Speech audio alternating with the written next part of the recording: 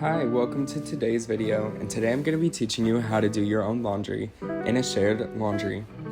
First, separate your whites from your blacks. Don't forget to bring your laundry detergent with you as well, because normally they don't provide it. Once you reach your shared laundry unit, what you're first going to do is pour out the right amount of laundry detergent that you think you'll need. Next, add your clothes. I prefer using quarters over the apps because I find that it's easier. Select the right cycle for you and then press start. Don't forget to set a timer so that you don't leave your clothes in there for too long.